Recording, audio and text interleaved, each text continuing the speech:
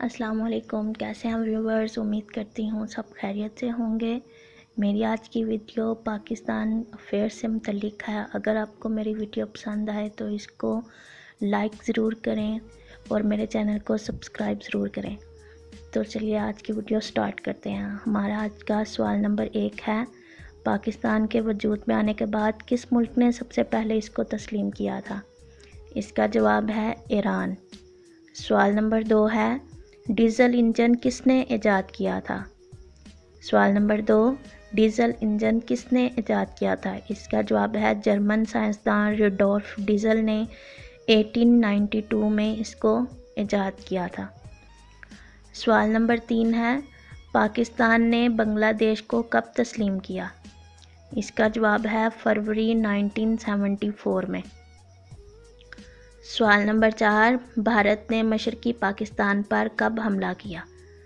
بھارت نے مشرقی پاکستان پر کب حملہ کیا؟ اس کا جواب ہے 22 نومبر 1971 میں۔ ہمارا سوال نمبر 5 ہے، ذوالفقار علی بھٹو نے صدر پاکستان اور چیف مارشل لا ایڈمنسٹریٹر کا عہدہ کب سنبھالا؟ اس کا جواب ہے 20 دسمبر 1971۔ سوال نمبر 6، پاکستان میں وفاقی محتسب اعلیٰ کے عہدے کا آغاز کب ہوا تھا؟ پاکستان میں وفاقی محتسب اعلیٰ کے عہدے کا آغاز کب ہوا تھا؟ اس کا جواب ہے 8 اگست 1983 میں۔ سوال نمبر 7، پاکستان کی قومی مٹھائی کون سی ہے؟ اس کا جواب ہے گلاب جامن۔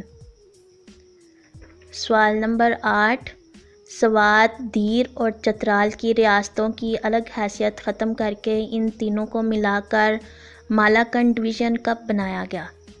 سوات، دیر اور چترال کی ریاستوں کی الگ حیثیت ختم کر کے ان تینوں کو ملا کر مالاکنڈ ڈویژن کب بنایا گیا؟ اس کا جواب ہے 28 جولائی 1969 میں۔